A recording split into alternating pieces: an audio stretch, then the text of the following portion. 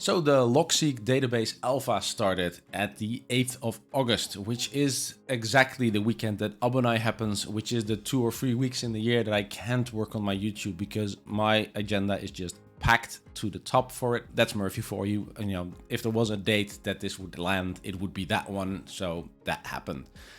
I spent the last couple of days catching up, watching all the chats, figuring out all the feedback, checking all the bugs, playing around with the database version myself, of course, and providing feedback, bug reports, and stuff like that. I am, however, not daily driving this because it's an alpha, so a lot of stuff still breaks. I can only export in SQLite databases.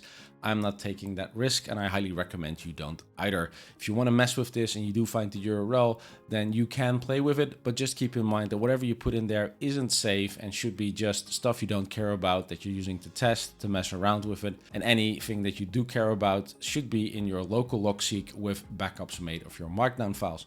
With that disclaimer out of the way, let's dive into the findings that I have there. Now, the testing is going very well. In the 2 weeks that I missed, I had to spend hours reading back all the chat logs and the amount of traffic from the people that are currently testing it, which are all people that are using Logseq on a very frequent basis and are all either plugin developers or people that know like the user experience, or people like me that like make videos and have to convert what is happening there into something that is easy to understand for everybody else. So there's a lot of good feedback coming from it. So much actually that at some point it was suggested that we switch from like a Discord chat towards the Discord forum. And then eventually the choice was made to have both. So we have to chat for a bit back and forth when we're trying to discuss possible solutions to problems. And we have the forum where each individual thing that needs to get fixed gets its own thread. And there we work on, of course, a lot of the other things are tracked, like the bugs in GitHub.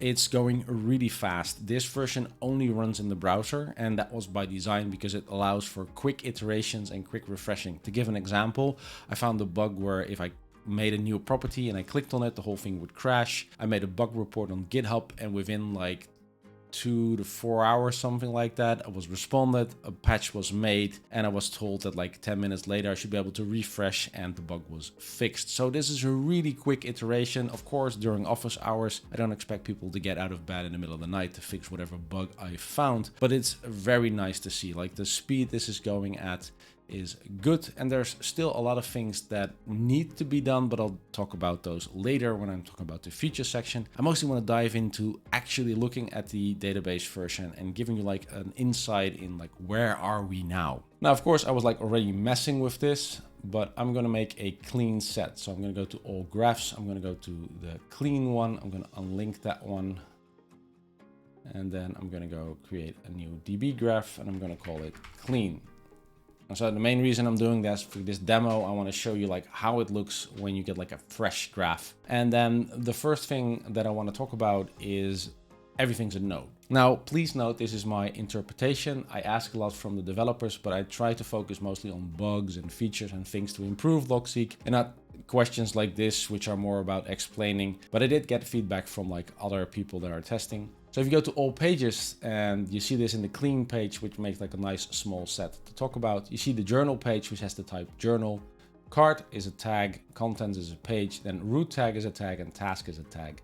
So technically everything's a node. I believe blocks are nodes as well. And these are just nodes or blocks mentally that have a specific type and get like a different result. This is cool because this means that everything is like stored in the same set, and it's like the same building blocks that are built on top, and you could expand on that. To give an example, one of the suggestions made was like if you have like a page, you could also have like a long form page type, which would be for writing long text documents where you don't want the outliner. Of course, that's just one of the suggestions made, and it's probably not something that will be part of the initial release. Another thing to know is that tags are a parent-child relationship or inheritable, depending a bit like how you look at that. That's why we have the root tag, which is the main tag for everything. If I make a change on this one, that would affect all the tags that I have in my system. So that one's very important as a central hub, but we'll dive into that a little bit later. Now, one of the results of this is that I was very used, if I needed to get a block, that I would do this, and that doesn't work. I get a nice pop-up saying like, you can't use that anymore. You just use the search for node block and that will search for everything. Of course, pages will be on top, and that means that like it's still the same functionality. Let me quickly create like a page for that. Let's go make a page called cats. And then if I go to journals and I search for it, then you see nice and cats. And then let's see what happens if I make a block in there. So let's go to the cats page again, open it on the sides and say like cats are cute. Because then I should be able to see both. So I do cats, and then you see that the page comes there and cats are cute, the node is there. And then the icon shows me which one of the two it is. So I'm just gonna link the cats and I'm gonna close this. Now, overall, the interface has definitely been cleaned up. If you look at stuff like this menu, it's like much cleaner, and that I think is one of the end goals. But it also gives you like a discovery problems. Like for example, if I make a task and you see like this hashtag at the end, but it only shows up when I'm hovering over it.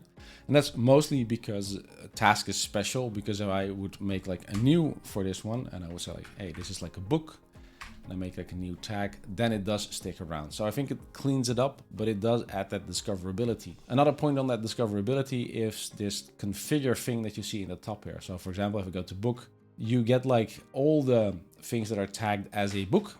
But how do you configure this? You have like the new property here, but how do I change these? Some of these are in the menu, but most of it happens here. And therefore you need to find this specific configure button there. And then you have like this tag and page. So page is this page specifically. This is very local. Tag is everything that is tagged as this. So like, for example, I have a book here.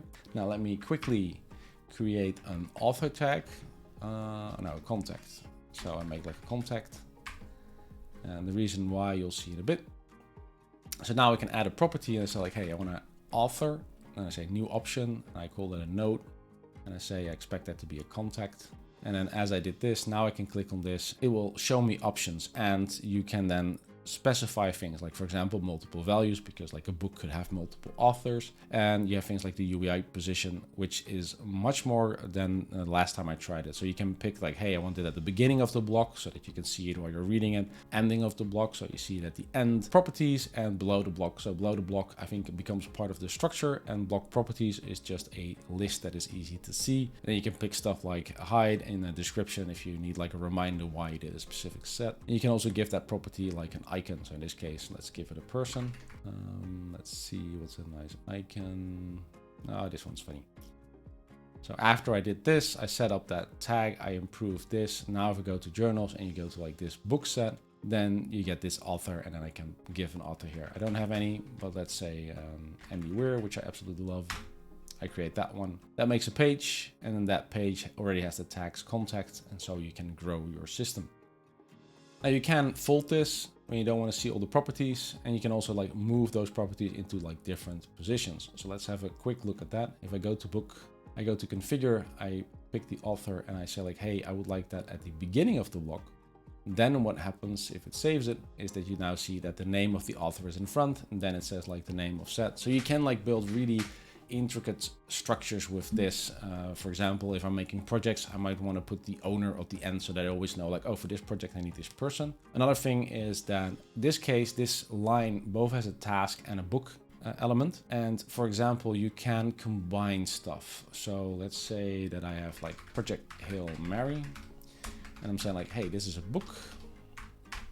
At that point in time, it's a book, but I want to add a status to the book. I want to say like, okay, am I reading this? Is this on my backlog? Now you could make your own property for it, but I prefer to make like reusable. So I go to properties. I say like, hey, I want status, and status is the default for tasks. So if you pick the status one, then it shows like backlog, to do, doing, which are all the sets that I need for books anyway. And it makes it nice and consistent. So now I can go to project Hail Mary, and I can shift click on this. This is something about the discoverability. I can go to status, and I can say, okay, this is part of my backlog. I'm going to pick the author and where, and let's say that I want to really read this. So I'm combining stuff here that's from the task tag and the book tag to make books into something that I can plan compared to just being a flat list. Now, do I still have that flat list? Yes. If I go to book, I can build around this and like, for example, hide status and say like, I just want to see the books here on a certain subset. But also when I go to tasks, I see all the tasks and I can see that this is like something that I want to read. So I like this. I like the fact that things like books that I want to read, projects that I want to do, ideas that I have, all have like the same status set, and I can filter out. And that way, you know, because if I have like an idea and I want to work on that, yes, that is a list, but it's also something that I want to plan or do or want to show up. And by combining those, that's an easy way to build like a productivity system. If you don't want that, however, you can easily make like different status properties, so you can start splitting those out and give them very specific use cases. So for example, say like for a book, you make like a book status and you say like, okay, that goes from like to want to read, backlog, read, something like that. Very much dependent on the system you're building, but I love the flexibility that I get here. I love the way it's set up. The only thing that I don't like is that it's still like a little bit to figure out, and this hidden configure button that really makes it hard to know that you can configure this. Definitely because this is like the tag page. To me, I wouldn't mind this either always being open or being something that is much more front and center on those tag pages, because I usually go here either to change this or to see this list. Now, as for this list, I like that you can filter on this list. So I can go here and I can say like, hey, I only want to see stuff with the status backlog, and then it's like nice and filtered and there's a clear top. I hope that this is where the queries go as well. I hope that you can then change it, because here you can change inside the block. The one thing that I would love to see changed here or added is to have a way to save this. So if I make different filters, for example, I want to go to books and I want to see all the books that are on my backlog, that I can make this filter and then save it, and then maybe have like tabs here so that I can say like, okay, all books, books that I want to read, books that I'm reading, stuff like that. Build those filters once and then reuse it. I think that would be a much cleaner use case than what I'm doing now, where I'm building like pages that I give like a spot and then build a query in there, because then I get like a nice and consistent workflow, right? Everything that I have, books, projects, have their own page, and then on that page I have different filters that allow me to quickly go over this set of data that I have. That would make me very happy from a fixed structure set of point. Other people maybe not, but because the properties are so flexible, you can build your own. You can make your own queries and stuff like that once that hits. Next to its flexibility, there's also a part that I like when I look at it, but isn't consistent yet. Like if I go to book here and I go to status and I right click, I just get like my menu. You don't see it because I'm focusing it, but you get like your browser menu in this case. But if I go to configure and I right click on something, then I get this really nice menu. And I think that one should be everywhere. Like I should be able to right click on the status and get like exactly the same menu, so I can make quick changes here and modify this, because that would make it nice and consistent, and maybe even make this whole part a little bit less needed. Maybe that's on the backlog. I'm sure there will be a ticket for it, or I'll make a ticket to say like, hey, this is something that we would like to make it more consistent and easier for people to get there. Discoverability would be a huge win to me. Now, I'm not going to talk about the queries because those haven't changed yet. They're pretty much the way they always were. So if I do a query, I get a live query and I can make like selections here, and it, it's tweaked a little bit on how it looks, but they still work the same way. So I'm not diving into this one. Jensen specifically mentioned that this is on the backlog. So once the core is done in the alpha, they'll start working on improving the queries. And my hope is kind of that it starts to work exactly like we have in the tag. Because this, being able to get like a table that you can edit, to me, that would be the dream. That would be super nice. Definitely if you get like this new option, you can like add notes to it. One thing I do find confusing is if I do new right now, it becomes like a note that is under the tag task, and I kind of lose the structure there. But maybe I'm just too worried that I want to know exactly where something is. And maybe once I start using this more often, I'm going like, oh yeah, it's actually pretty nice. Then again, I would probably make all the notes in the journal because I make notes while I'm writing during the day. So having them here would be better. As for task management, as said, like having this central task that, goes over different types and things, and that I can filter here. So like, give me the stuff that has a certain deadline is cool. But we do get back on the discoverability. So it still works as regular. You can press Ctrl Enter to go through the different states. And then I can set things by doing slash and saying things like low to get low priority. And I can say deadline instead of scheduled to give it like a date. One of the problems that I have here though is that I know this because I know how the menus work. And here again, we have this discoverability. How does somebody that doesn't know Logseq know how to set a deadline, or that it is even possible? How do they know that the task thing is there? I'm wondering right now if it will auto detect if I'm doing like a markdown set. No, it doesn't. So you need something to help people that are new find stuff. I think that part's really important, because now I had to figure stuff out, like, okay, what's the priority? Because I used to use A, B, C. Now it's low, medium, high, which I think is much more natural. I like the fact that it's no longer now, later, or to do, doing, because now it's like a consistent status where you could change the status names because you can edit this to whatever you need it to be. But in general, these are the options that I'm looking for. I probably would like add a waiting in here because I have a lot of stuff that is in waiting, but I could rename review for that, or just add an extra status, which is also an option. So the task management system becomes a lot more flexible, and because you can also add properties to tasks, which immediately become like global. So if I have like a task here and I go to configure, I could add properties here and say like, okay, all my tasks supposed to be linked to a project, or they could be linked to a person, or they could be associated with, you know, whatever you need, meetings, stuff like that. Anything that you want to add to the task, you can do. You can add like the whole Eisenhower matrix, like what status or priority is in there compared to that one, making the whole task system a lot more flexible to work the way you currently work, which is good. But a large set of this is also part of the core functionality of Logseq, so I'm not sure how well it will work if it changes. For example, if I would change these status things to something else, can I still loop through them with Control Enter, or will this break? I need to test this. I think that's outside the scope for this video, but I will test this and see like, hey, what if I try to break it on purpose? What will happen? Now let's talk import-export. This is still a work in progress. It is a bit rough around the edges and it's mostly meant for tests, but let's do a quick import to show you how that looks. I'm going to go to all graphs. I'm going to remove the tools and tech demo here one, because I'm going to go import my existing nodes. Then I get a choice between SQLite or file to DB graph. Now I'm going to use file to DB graph because I'm going to get my demo set. This is the one that I usually use if I'm demoing something for a video. I'm doing an upload. You get like a lot of options here. I think this is going to get cleaned up. Like it's going to probably do a few more smart things to help people that aren't aware what all these functions do on how to solve it. And if not, I'll make a detailed video to help people importing their current graphs and to get it to work. Now, if I do this, then it starts reading the files and you get like a lot of error messages on the side. This is expected because it's the alpha and not all the edge cases have been caught yet. And there's also a lot of conversion happening. For example, tags will be changed into links. And that's by design because they aren't supposed to be.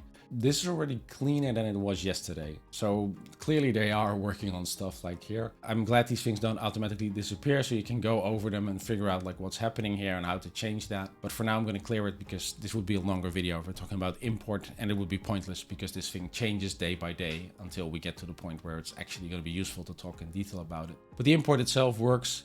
I get like my pages, I get the properties. It shows me like a lot of the things that are in there. It works.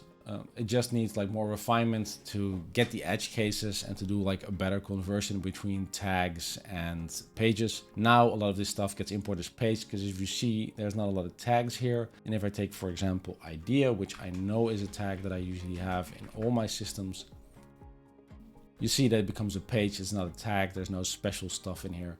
So yeah, that import conversion definitely needs some love and work. Then a few general thoughts. First of all, performance, which is one of the things that we got worried about a lot. Performance wise, we did a couple of tests. I loaded my Moby Dick, which is the first 13 chapters of Moby Dick, into a single page. Logseq hangs when it does that, but eventually it gets through it and it loads and it works, but it does work slowly. But that's a lot of data. We're talking like I think 250,000 of words, characters, stuff like there. I'd be surprised if it ran fluidly initially. But we did a lot of other testing. There were a couple of people that put like, I think 1,300 nodes into like a single page, and that worked fine. So the basis is there, but that still is going to need like a lot of fine tuning. And the only time that you can really fine tune this is once we start hitting the moment that we can start importing actual production data. And then when it's stable, which is the most important part, then you start looking at it like, okay, where does it slow down? Why does it slow down? And it will probably require a few people to have like test databases that are slow that we can send towards the developer so they can look at it and find out like where the bottlenecks are and solve those. That's definitely, I think, like one of the last phases in this whole alpha setup. There will be other things first, for example, the queries. So the queries currently are basically the same as they are in the current Logseq, but clearly they want to improve on that one. The benefit of having this database backend is that you can make those things editable. You can easily get this data or information. So I'm expecting like in the next couple of months that queries will become one of the things that they work on. And then I'll definitely make an in-depth video about those, because I'm really looking forward to see what can I do with queries, but also how can we avoid having to do a lot of queries. This is why I wanted the tabs in the tag page, for example, which I'm going to put like an ID/future request for, because that would really help in like limiting the places where you need it. And then the queries hopefully become limited to specialized dashboards, because the core functionality gets 90% of the way done, just like it does in my current setup, except there, of course, like I fill large gaps in with custom queries. And I wouldn't say I want to move away because I love queries, but I do want to say like, hey, if it's not necessary, then it doesn't mean you have to learn it. It means that more people get more power functionality from Logseq out of the box, which I think would be a good thing. Another thing that we've been collecting information on is the template system, because the development teams are like, okay, they're looking in like, how can we treat templates now that we have this tag system, which already like is some type of template for the